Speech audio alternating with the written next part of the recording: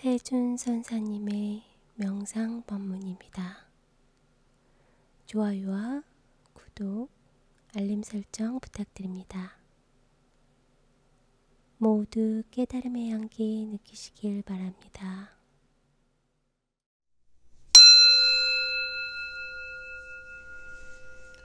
네, 지난번에 이어서 두 번째 선풍수 심리 풍수 인테리어에 대해서 말씀드리도록 하겠습니다.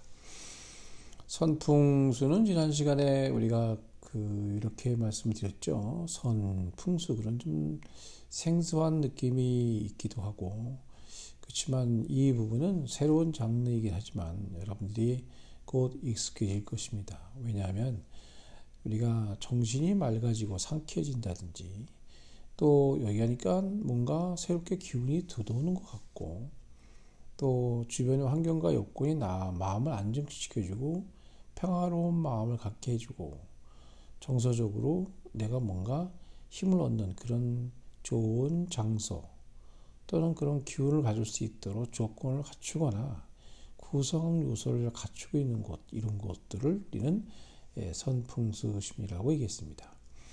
심리라는 이 부분하고 우리가 풍수라는 말하고 붙여보면은 일종의 이제 이 자연의 황금 비율과 그리고 대칭과 비대칭의 역동적인 활동, 그 근본에서 일어나는 우리 심리적인 그 알파파가 나오는 안정감, 이 부분에 대해서 심리적으로 효과를 준다고 했습니다. 또 우리는 인간은 무엇인가 갖고 있는 구조에 의해서 어디 가면 보편적으로 편안한 이 근본을 갖는 곳에서는 좋은 컨디션과 좋은 에너지를 갖고 날 수 있는 어떤 근본을 만들어줍니다.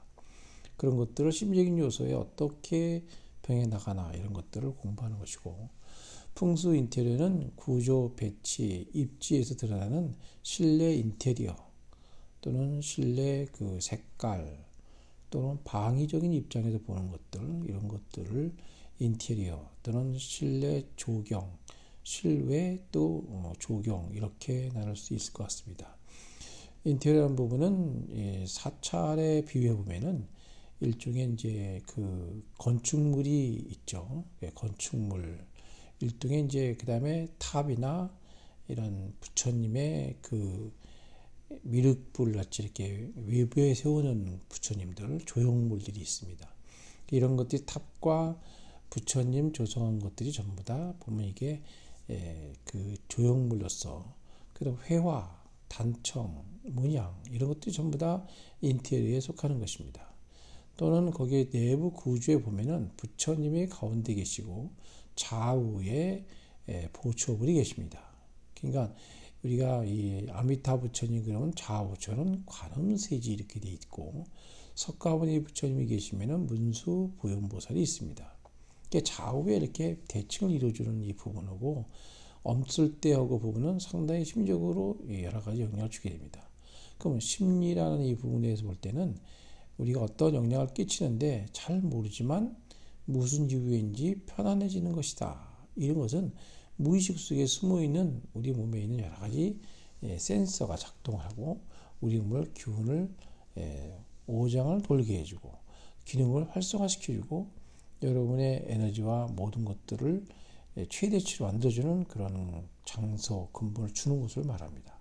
그러니까 인테리어가 잘 되어 있으면 심신이 안정되고 평화롭고 몸의 모든 컨디션이 최대로 돌아가는 이분을 만들어주는 것이라고 말할 수 있는 것입니다. 그래서 선풍수질이 풍수 인테리어 이 공부는 좀 광범위하면서도 세부적으로 들어가게 되면 상당히 좀 어떤 원칙이나 그 기본이 무엇인지를 알아야 되는데, 그것이 뭐냐면 풍수 그러면 세 가지로 일단 볼 수 있습니다. 첫째는 지리적인 입장에서는 이 땅을 보는 겁니다. 그래서 그걸 용이라 하고, 그 다음에 지상으로 올라오면은 이제 허공, 좌양, 방향을 의미합니다. 그 다음에 더 올라가면 이 지구라는 그 자체가 공전자전하는 관계로 그 자전축이 북극성이 있습니다. 그 밑에는 바로 칠성이라는 별이 있고 탄능성이 중심으로 해서 지구가 23.5도 축이 돼서 자전축을 하고 있는 것인데, 이것이 바로 천문입니다.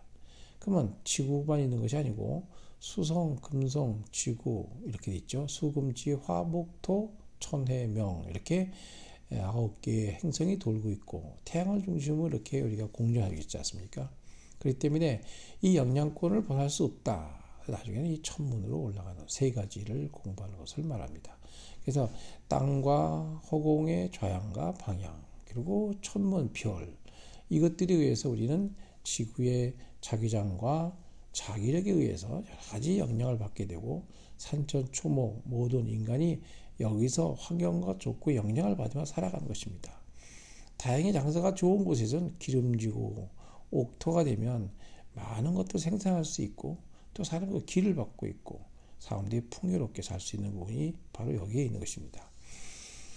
그래서 오늘은 이제 그렇게 나눠지는 풍수라는 부분을 일단 상식적으로 이렇게 말씀을 드리고 오늘은 이제 세부적으로 공부하는 것은 이렇게 두 가지 몇 가지 방법이 있는데 첫째는 이제 우리가 그 하늘이다 그러죠. 천문. 그럼 천문 하늘은 여기가 하늘이냐 저기가 하늘이냐 말할 수 없죠. 또 마음. 그럼 마음도 네 마음을 내놔봐라. 내놓을 수가 없습니다. 이 마음이 요건지 저건지 형체가 없으니까 하늘도 그렇고. 그래서 이것을 우리는 그 일종의 그 형이상학적인 공부라고 말하고 또 불경 쪽으로 얘기한다 그러면 이제 그 무해학이다. 그러니까 일종의 그 이 무해지 학문이다 이렇게 말할 수 있습니다. 그리고 또 지상에 오면은 산이 있고 산천초목이 있고 또 모든 또 축생과 벌레부터 모든 만물이 있지 않습니까? 바람, 나무들부터 모든 것들이 영향을 받는 건데 이런 것들을 자세히 그 구성조를 아는 것들을 우리는 차별지라 그럽니다. 분별지가 좀 달라서 차별지는 각기의 지혜에 의해서 만들어지는 거기 때문에 그것은 따로 공부하는 용도로 우리가 다시 한번 공부해야 됩니다. 그래서 이렇게 공부가 되는 과정인데 처음에 공부가 좀 어렵죠. 우리가 이 풍수 그러면 시간, 공간 이 부분을 설명합니다. 그래서 첫째는 스페이스, 공간, 타이밍, 스피드 이 네 가지 구성을 갖고 이 공부를 하게 됩니다. 우리가 이제 보통 공간이라는 이 부분에 대해서는 그냥 보면 공간이다, 장소 이 개념이 들어가지 않습니까? 그 장소의 개념은 우리는 좌향이라 그러고 시간의 개념은 좌우로 봅니다. 좌우지간 이런 말하죠. 전후는 그럼 좌향 공간의 위치를 말합니다. 그러니까 어디가 누가 물을 때 그렇게 말하죠. 야, 좌향이 어떻게 되냐? 예, 좌향이 이렇게 됩니다. 뭐 간자고향입니다. 자자우향입니다. 병자이망입니다. 뭐 이렇게 말하는 것은 바로 위치를 말하는 겁니다. 이게 공간이죠. 어느 공간이냐 이런 뜻이 되는 겁니다. 여러분이 뭐 사주팔자 그러면 생월생시를 보지 않습니까? 생월생시는 시간을 보는 거죠. 시간의 그 소수가 시간밖에 없어. 시간 가지고 그 사람이 바이오리듬, 생체 리듬을 보고 병리학적인 측면에서 보는 관점을 시간으로 본다 그럽니다. 그러니까 생육지장, 그러니까 포태, 양생, 육대, 관왕, 세병삼화 12신살의 삼합의 기륭화복적인 부분에서 공간적인 부분을 집어넣으면 새로운 장르가 생기는 것입니다. 풍수는 바로 이 시공을 합해서 같이 보는 거죠. 그러니까 사주나 명리는 그 일종의 시간만 근본을 가지고 파악하는 거지만 그 풍수는 이 공간이 들어갑니다. 시간은 다시 공간으로 바뀌어야 되거든요. 그게 굉장히 중요합니다. 근데 이것이 보통 이해하기 좀 어려울 수도 있어요. 왜냐하면 시간이 공간으로 바뀐다는 이 부분은 하도와 낙서와 하도가 하나로 돌아간다는 의미가 되기 때문에 금방은 이해하기 어려울 수도 있습니다. 그래서 우리가 요거 알기 전에 먼저 공부하는 게 뭐냐? 그러면 좌향을 보거나 또는 좌천유 우백화가 어떻게 되고 또 어떤 장소, 어떤 공간에는 시적인 관계에서 어떻게 연결되어져 있나 이런 것을 부호로 표시해서 강정식으로 만들어서 계산을 하고 측정을 해서 우리의 버전으로 바꿔봐야 하는 방법이 있는데 그것이 바로 형이사학적인 천문의 부분 어디가 하늘이냐 여기가 이 공간이 바로 여기가 하늘인가? 좀 더 구름까지가 하늘인가? 뭐 어디까지가 하늘인지, 우주가 하늘인가? 뭐 이렇게 얘기하기도 할 수 있습니다. 근데 그게 어디라고 지정할 수가 없잖아요. 그래서 그걸 형이사학적인 부분을 우리가 인간의 본의로 쓸 수 없는 이 부분을 쓰는 것이 바로 수인 것입니다. 이 수를 각골문 은나라 때 중국 BC 1766년서부터 1122년까지 그 은나라에서 만든 그 발견된 거죠. 그러니까 1900년도에 화난성에서 샤오툰이라는 마을에서 거북 껍질과 그 수소의 그 견갑골 명문이 새겨진 상태로 발견된 때가 이것이 각골문입니다. 그래서 가장 오래된 상형 문자로 은나라 때 치는데, 사실은 이 발견된 게 그 시절에 발견된 연주로 보기 때문에 각골문이 은나라 때 왔다고 말하지만, 사실은 이 각골문이 그 무슨냐면 갑불병정 무기경신임계 이 천간 10간을 말하는 겁니다. 이 10간은 공간의 숫자라고 보시면 되고, 자축 인묘진사 오미신유술에는 시간의 숫자라고 보시면 될 것입니다. 근데 어쨌든 간에 이 부분을 우리가 좀 더 깊이 들어갈 수 있는 부분에서는 공부할 수 있는 방법이 사상적인 측면이 또 있고 형이사학적인 부분과 형이학적인 측면에서 설명하는 부분이 있습니다. 그럼 우리가 눈에 보이지 않는다든지 형이사학적인 부분과 형이학적인 부분을 어떻게 연결시킬 것이냐, 여러분이 그게 따지면 이제 점, 선 1차원이 되죠. 그리고 면이면 2차원이 되고 3차원 입체가 됩니다. 4차원으로 가면 이 공간의 부분에 올라가게 되면 이게 어디다가 초점을 맞출지 우리는 그 버전이 세워지지 않습니다. 그러니까 우리 컴퓨터에도 버전이 안 맞으면 해석이 안 되고 읽을 수 없듯이 바로 이 버전, 여러분이 갖고 있는 이 버전이 4차원 형이사학적인 부분을 수로 써서 우리 버전으로 바꿔보는 겁니다. 숫자라는 것은 1, 뭐 물건도 아니고 2도 뭐 물건이 아니잖아요. 2가 여기 있어. 3이 여기 있어. 우리가 형이사학적으로 우리가 쓰는 거죠. 근데 이 숫자는 계산하면 정확합니다. 그래서 보이지 않는 거를 우리의 버전으로 수로 바꿔서 우리의 3차원 세계로 다시 버전을 바꿔서 본다는 의미로 쓰는 것을 상수 그럽니다. 그래서 상수는 형이사학적인 부분에다 상수라고 하고, 또는 의리 그러면 우리가 현실적으로 관념 개념으로 측정할 수 있고 형이학적인 부분에서 설명이 가능한 부분을 의리역이다 이렇게 보시면 되겠습니다. 인간의 인도의 부분을 설명하기도 하고, 의리역이라는 이 부분은 인간의 삶의 현실적인 부분을 직시할 수 있는 부분, 예의나 해야 할 도리나 법도나 뭐 이런 것들을 의미하는 경우가 많습니다. 그래서 우리 보통 쓰는 이 역들은 의리역입니다. 이 상수역은 보통 소강절, 강절역이라고도 하고 수자로 되어 있는 역이다. 원래 주역이라는 이 부분은 원래 이름이 역경이고, 역경 이전에 말하는 하도 낙서라고 보시면 되겠습니다. 그 역경을 주역소로 들어간 사람들은 그 수천 명이 되는데, 그 중에 제일 잘하는 게 공자 역전하고 또 왕필 주역 이런 것들을 우리는 보통 그냥 의리적인 부분에서 풀었다 이렇게 보고, 또는 상수는 수리로서 푼다 그래서 이 한문이 각골문, 한문이 생기기 전에 수로만 썼었거든요. 각골만 가지고 쓴 거예요.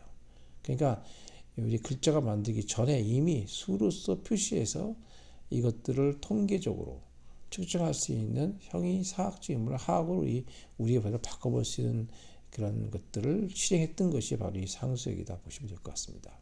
그래서 상수역은 우리가 보통 모든 것들을 판단하고 보는 과정 속에서 말하는 이 부분은, 첫째는 물이 있으면 그 리가 있다.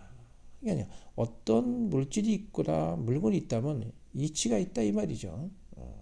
또 리가 있으면 상이 있고, 또 상이 있으면 수가 있다.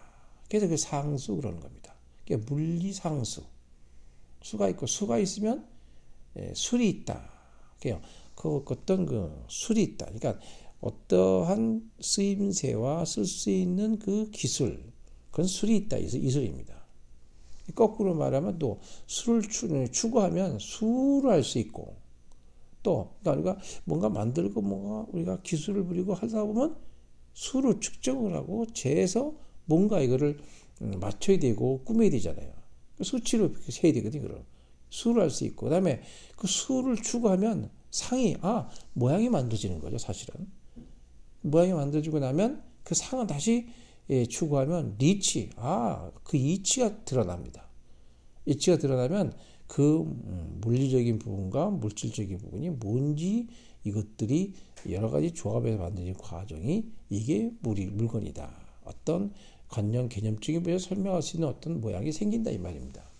그러니까 우리가 살아가는 과정 속에서는 이 상수역이라는 이 부분은 우리가 알고 있는 것과는 다르게 뭔가 새롭게 창시되는 부분이 있는 것이 아니라 보이지 않는 세계를 숫자로 측량해서 우리의 본으로 바꿔볼 수 있는 능력을 갖게 하는 부분, 이 부분이 바로 상수역이 된다, 그 말입니다.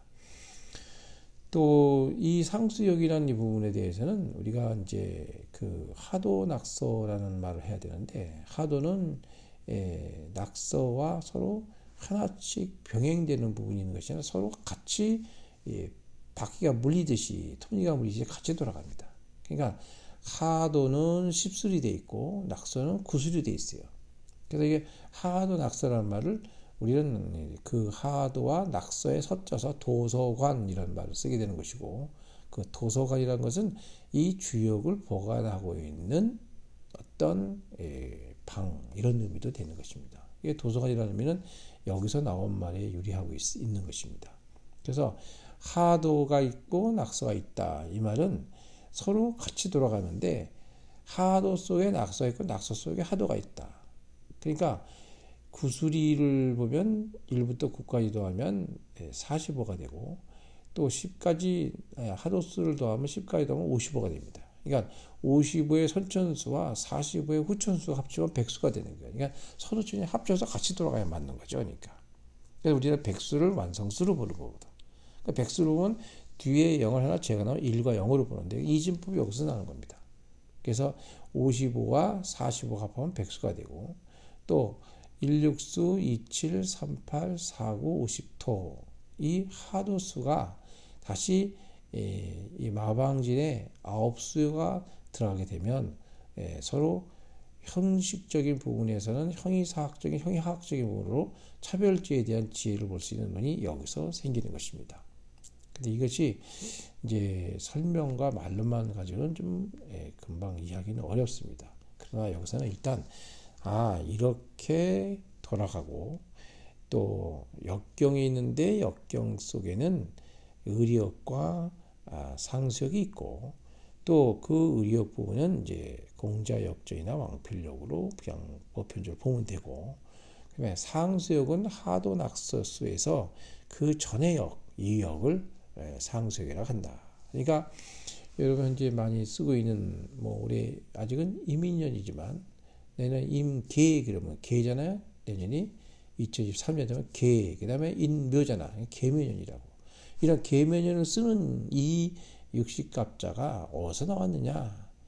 이 발견된 은나라 때 발견됐지만, 은나라 때 썼다는 것이 1900년도 허난성에서 샤오툰이라고 해서 그 거북의 그 껍질을 보고 각골문이 쓰여진 걸 보고 그때 은나라 때 왔다고 측정을 하고 있지만, 사실은 이 BC 2697년부터 해서 현재까지 79회, 60회자 79회까지 와 있다, 이 말입니다. 그래서 상원, 중원, 하원갑자 중에서 우리가 하원갑자에 1984년부터 43년까지 60년간을 주재하는 이 기간이 바로 우리가 이 안에 속해 있는 거거든요. 현재 8운 때 와 있지만 이제 2023년 지나면 내년이 지나면 구수로 넘어갑니다. 그러니까 2697년부터 갑자년, 갑자월, 갑자일, 갑자시를 쓰기 시작했으니까 벌써 얼마나 오래됐습니까? 그러면 은나라 때부터 썼다는 건 말이 안 되는 거죠. 은나라는 BC 1766년 정도밖에 안 됐거든요. 2797년은 하운조 시대 그 이전에 요순 우임금 시대라고 보면 되는 거거든요. 그때부터 갑자년, 갑자월, 갑자일을 황제 원년에 소액의 명예에서 쓰기 시작했으니까 그때부터 우리 육신갑자가 79회까지 현재까지 들어온 겁니다. 근데 그러면 이 쓰기 시작한 거는 그때 2697년부터 쓰기 시작했지만 진짜는 그 전에도 썼다는 얘기죠. 결국에는 써서 현재까지 쭉 계산해보면 너무너무 아주 기묘하게 들어맞는 부분이 있습니다. 놀라울 정도로. 그러니까 우리 역사상의 문헌이나 책을 보고 기록된 걸 우리는 증명됐다고 입증하는 문서 기록상에 들어가는 부분을 가지고 우리는 역사를 밝히고 입증하고 또 옛날 이 유적지나 이래서 발견된 걸 가지고 증명하는 것이 이렇게 돼 있기 때문에 확실히 말하기는 어렵습니다. 근데 심층적으로 보게 되면은 이 전서부터 아날로그식 컴퓨터의 활용과 발의 주역을 가지고 썼지 않았나 생각이 들어갑니다. 공부를 하면 할수록 그런 아주 기묘한 이런 부분이 들어가 있는 까닭입니다. 그래서 우리가 살아가는 이 과정 속의 모든 공부는 이 상수역에 들어가 있다. 그러니까 모든 게 수 아닌 게 없기 때문에 그렇습니다. 일생에서 뭐든지 주민족 번호도 숫자죠. 뭐든지 수야. 좋은 수 찾아야 하고 재수도 찾아야 하고 안 될 때는 뭐 뾰족한 수가 없는가 하고 말하듯이 우리 일상생활에 이렇게 묻어 있습니다. 뭐든지 이 수라는 이 부분에 대해서 그리고 뭐든지 숫자로 계산을 하잖아요. 그러니까 이 수가 바로 도다. 그래서 우리 주역에 보면은 이름, 일량, 지위, 도다 이렇게 말하는 것도 뭐 그 한 번 음하고 한 번 양한 게 도다. 금방 이해는 어려울 것입니다. 그러나 한 번 음하고 양한 게 도다. 한 번쯤 생각할 필요가 있어요. 그래서 바로 음양의 근본이 바로 주역의 태극을 상징하고 태극이 음인 듯하면 양이고 양인 듯하면 음입니다. 음만 존재할 수 없고 양만 존재할 수 없고 동시에 같이 존재하는 의미 이것이 태극이라는 뜻이거든요. 무국이 태극이고 태극이 무기라는 말은 바로 그런 말입니다.